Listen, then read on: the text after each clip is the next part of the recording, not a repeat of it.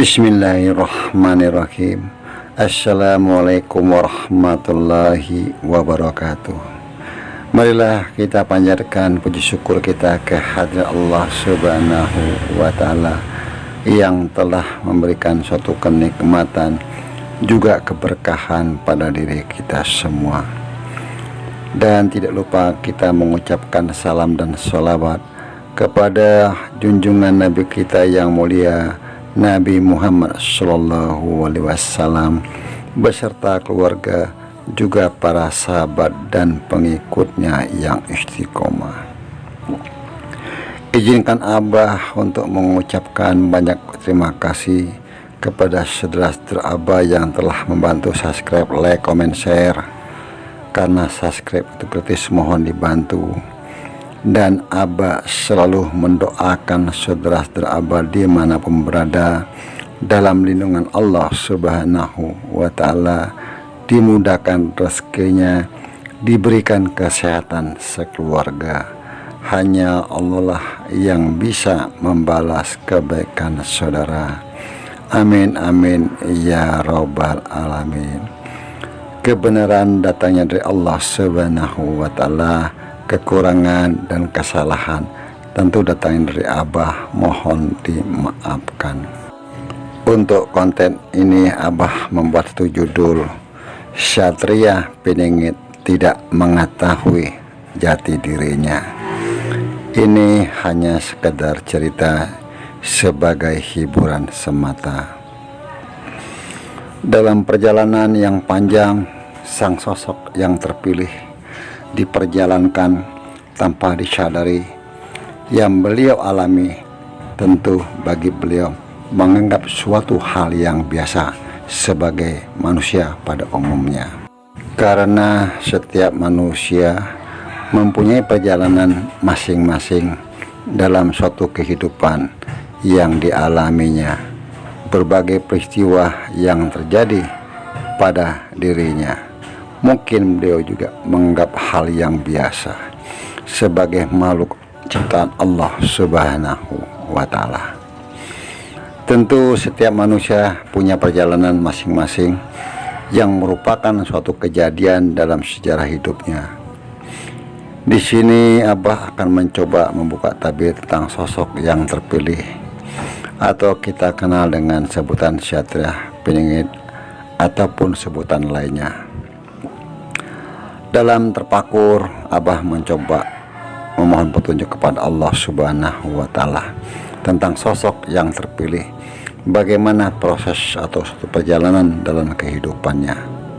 Menurut mata batin Abah, perjalanan sang sosok yang terpilih pada awalnya tidak mengerti atau tidak mengetahui bahwa beliau diperjalankan, karena yang terjadi pada dirinya dianggap hal yang biasa, berupa mimpi ataupun kejadian-kejadian yang nyata di luar nalar akal pemikirannya.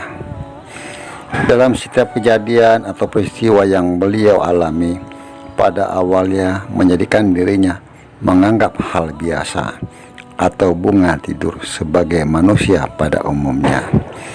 Akan tetapi berjalannya waktu terus bergulir, semua peristiwa yang dialaminya menjadikan dirinya untuk bertanya, tetapi hal tersebut tidak mendapatkan satu jawaban yang membuat dirinya mengetahui apa makna dari peristiwa yang beliau alami, sehingga dengan berjalannya waktu menjadikan hal-hal yang aneh bagi dirinya menjadi hal yang biasa, dan hal tersebut tidak menjadikan dirinya suatu pemikiran yang berarti bagi dirinya, sehingga beliau mencoba untuk berusaha bersikap hal yang biasa dan mencoba untuk melupakan karena beliau anggap sebagai bunga tidur atau perjalanan suatu kehidupan bagi dirinya yang harus beliau alami.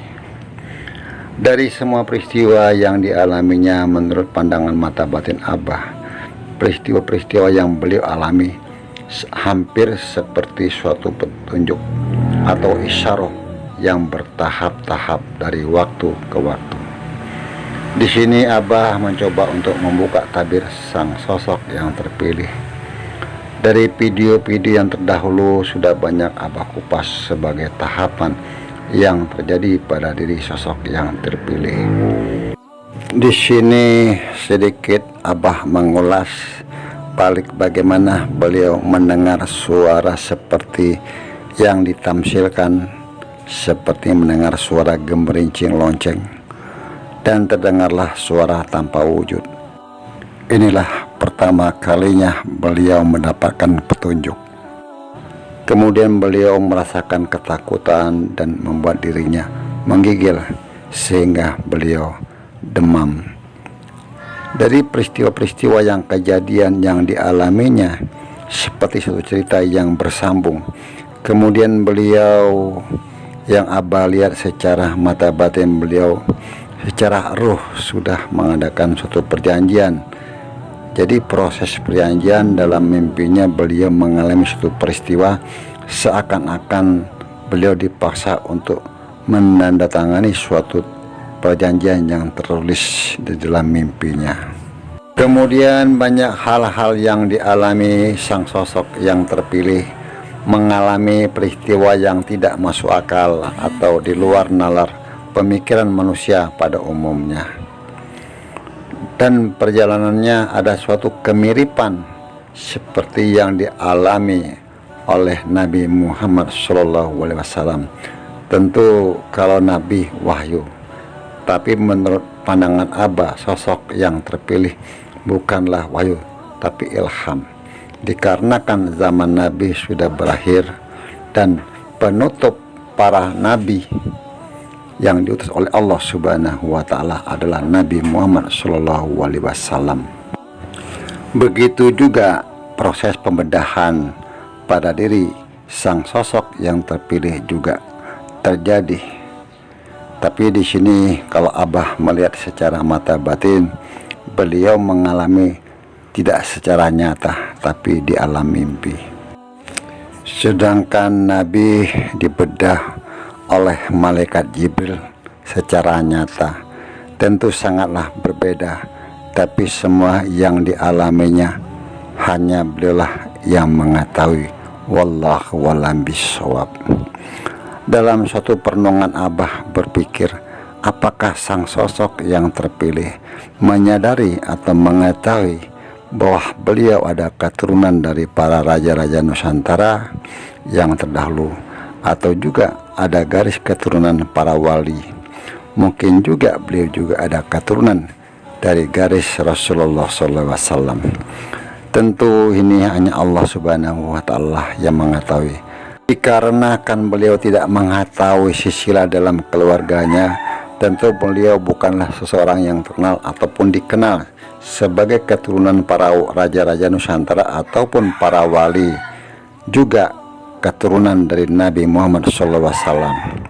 Tentulah sangat sulit bagi kita untuk melacak atau mencari beliau. Tetapi kalau beliau diketahui bahwa beliau juga ada keturunan para raja-raja Nusantara ataupun para wali, mungkin beliau juga ada garis keturunan dari Nabi Muhammad SAW, maka orang sangatlah mudah untuk mencarinya, atau orang-orang yang berpikiran tidak baik juga sangatlah mudah untuk menyakitinya atau menyingkirkannya. Maka disinilah Allah merahasiakan sosok yang terpilih untuk tidak diketahui silsilah keluarganya. Dengan begitu tentu tidak ada orang yang mengetahui dan di mana keberadaan sang sosok yang terpilih, atau kita kenal dengan sebutan Satria Piningit ataupun sebutan lainnya. Mungkin saudara-saudara Abah yang ada di channel Abah bisa memberikan satu penjelasan atau juga pemahaman tentang cerita yang sudah Abah uraikan tadi. Dan Abah selalu memohon dijaga lisannya, apapun komentar-komentar dari saudara kita dihormati, dihargai. Kebenaran datang dari Allah Subhanahu wa Ta'ala, kekurangan dan kesalahan tentu datangnya dari Abah, mohon dimaafkan. Wallahu a'lam bishawab.